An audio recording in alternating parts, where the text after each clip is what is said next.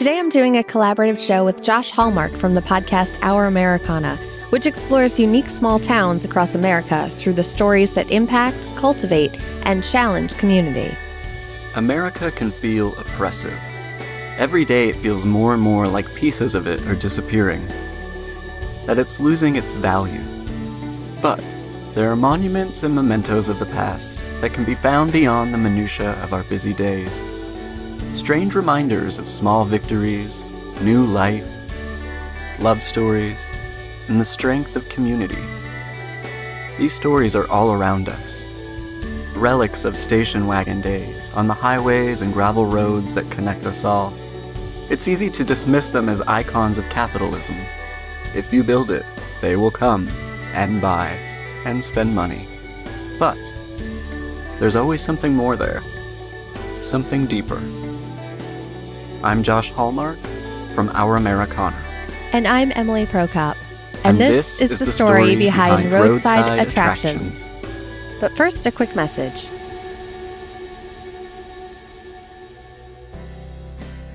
If you've been with the show for a while, you may know the story behind is being turned into a book. It'll be available October 15th, 2018, but it's already available for pre-order now on Amazon and Barnes & Noble. I am so excited to bring you this collection of 50 histories of everyday objects, some from the show and some that are exclusive to the book. For those who have listened to the show from the beginning, don't worry, even the chapters based on past episodes have some extras thrown in there. Visit thestorybehindbook.com to find out how you can pre-order, or search it on Amazon.com or BarnesandNoble.com.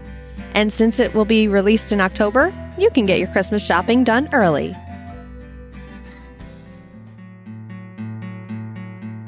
If you hear the word road trip and instantly think of your college days of filling your gas tank up for less than $20 and hitting the open road with some music and friends, you're not alone. In fact, while it might seem like a more modern-day rite of passage, the idea came from the mid-17th century through the 18th century. The practice was known as the Grand Tour, when European scholars would take trips as a way to further their education, as well as sow their wild oats. While road trips today are usually on the shorter side, these grand tours would last a few years, but much of that was spent living in different locations rather than just traveling. While on these grand tours, the travelers commonly visited notable cities of the Renaissance, and, as it pertains to this episode, classical statues and remains of ancient civilizations. Grand tours were mostly taken by the wealthy of England, though very rich Americans were known to travel Europe as well. But even though introverts like me cling to the familiarity of our own homes, studies have shown that humans are, by nature, a nomadic species, and the desire to travel is built into us to be able to open our minds for new ideas. To put it another way, when we limit our travel, we limit our imagination. When we talk about roadside attractions, the world's largest ball of twine may seem insignificant on paper, but humans' natural curiosity about the unknown is what drives us, pun intended, to seek out these wonders. When the U.S. numbered highway system was conceived in 1925, the most used interstate roads were given route numbers, and these roads quickly became traveled by those seeking to see the country. Diners, gas stations, hotels, and stores for travelers' needs began to spring up along these major routes. But small towns hoping to help their economy realized they could use road trippers' curiosity to their advantage, and roadside attractions began popping up along major routes. On top of that, souvenirs and tchotchkes of their visit could be purchased to bring home, inciting others to want to see these roadside attractions as well. As more Americans began taking road trips, the number of countryside resorts increased, giving urbanites an escape from the busy factories and crowded streets of city life. As the years went on, automobiles became more affordable, and the journey itself started to become as much of a draw as the destination. Gas stations began giving away free maps, beginning with Gulf Oil in 1914, that made sure to pinpoint where other gas stations were located. The cost of a cross-country trip by car was significantly less than formal travel by train, as people could camp out along the way, which made road tripping easily accessible for the rich and poor alike. In the early 20th century, American pioneers were the pop culture icons of the time, whether real or fake. Their adventures were romanticized, and Daniel Boone and Davy Crockett were basically idealized as the Kardashians and Kanyes of that time. And although he's a legend as opposed to a real person, the giant lumberjack known as Paul Bunyan was a favorite among children and families. In fact, a few different towns claim to be the birthplace of Paul Bunyan. In case you forgot your childhood folklore, here's a little refresher about Paul Bunyan. It took 5 storks to deliver baby Paul Bunyan to his parents. The Grand Canyon was said to have been created by his axe, and his companion Babe the Blue Ox was known to have created Minnesota's 10,000 lakes when her footprints filled with water. Oh, and by the way, Minnesota has 12,000 lakes. Sorry, I just have to say that.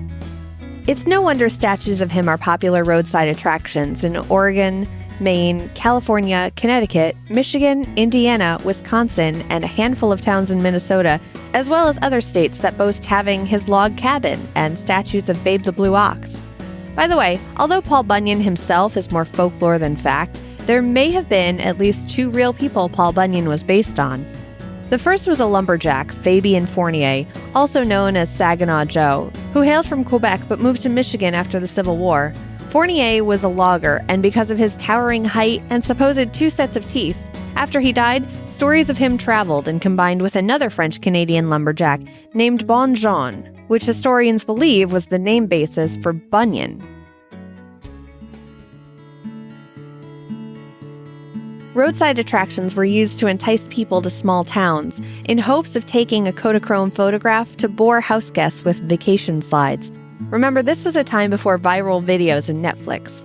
Many times, though, these roadside attractions also acted as giant advertisements, like the Benoit milk bottle in Spokane, Washington, built by Paul E. Newport, who owned the Benoit Dairy Company. Another roadside attraction that was used for advertising were the original Shell service stations in North Carolina, which were literally built to look like a shell. The Teapot Dome service station wasn't necessarily an advertisement, but was built to poke fun at President Warren G. Harding's Teapot Dome scandals, in which U.S. Secretary of Interior Albert Fall leased government oil reserves in Teapot Dome, Wyoming, and Elk Hills, California, to private producers. Today, many of these former roadside attractions have been declared historic landmarks by the National Park Service, like Lucy, a 104-year-old elephant statue in New Jersey. However, a good number of ones haven't survived quite as well. When President Dwight D. Eisenhower formed the National System of Interstate and Defense Highways, travel became even faster, with these controlled access routes. Many of the former interstate roads were either turned into multi-lane highways or they were all but abandoned, which meant roadside attractions also took a hit in the 1950s. On-ramps and off-ramps meant smaller towns had to fight even harder to attract visitors, especially if they weren't easily accessible from the highways. For years, roadside attractions were sought after by tourists, but as soon as highways came about, billboards were needed to attract people to them. If these roadside attractions weren't fading in popularity, there was the other side of the dilemma in which they turned into tourist traps, bringing huge crowds to them, which also turned others away. Not only have roadside attractions suffered as the years went on, but museums and national parks as well. It also doesn't help that now we can take our screens and electronics with us on long road trips, keeping kids more entertained in the back seat. Modern-day cars have also become more energy efficient, requiring fewer stops at gas stations. The convenience of drive-through restaurants also means travelers can remain in their cars longer. Luckily for service stations, Americans still have to go to the bathroom. But there are a few glimmers of hope for roadside attractions. In fact, the very technology that may keep kids entertained on long car rides may also have a hand at keeping roadside attractions alive. Number 1 being the Instagram worthiness of stopping at a roadside attraction. #DoItForTheStory.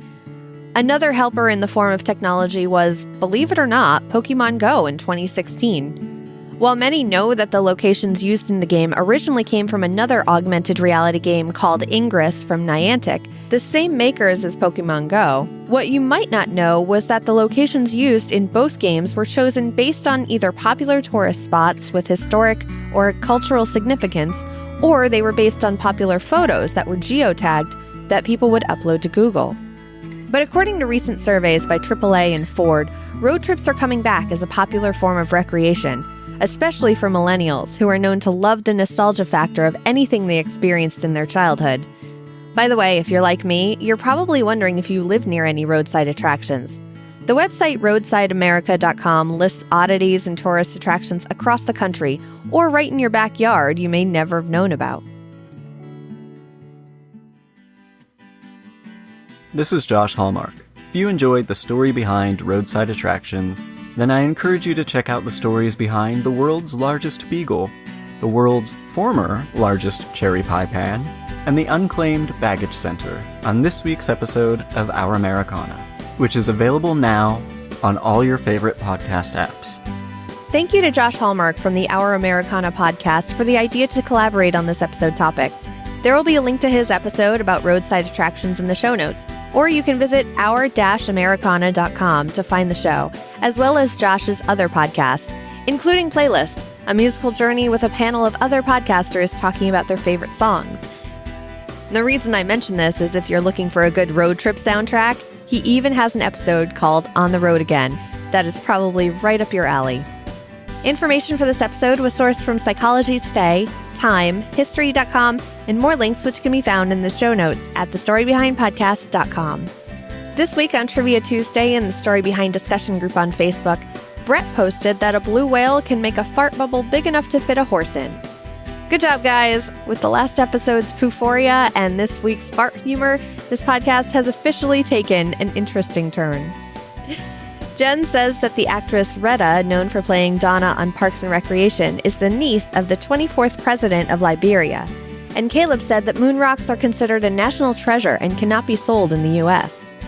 If you'd like to talk about trivia you pick up during the week and have it read on the show, join the Story Behind discussion group on Facebook.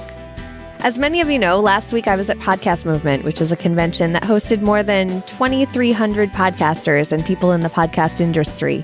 And one of my favorite things I got to do was meet other podcasters and those who listen to the show. One of the coolest things I found out was that the Story Behind is used in classrooms as part of discussions. So if you're a teacher and use the Story Behind as part of your lesson plans, I'd love to know any sort of help I can offer. You can visit the website, thestorybehindpodcast.com/contact, to find out how to get in touch with me. I think that's so cool that the Story Behind is used in classrooms. This episode is brought to you by the Story Behind executive producers who support the show through the Patreon page at patreon.com/thestorybehind. Thanks for listening.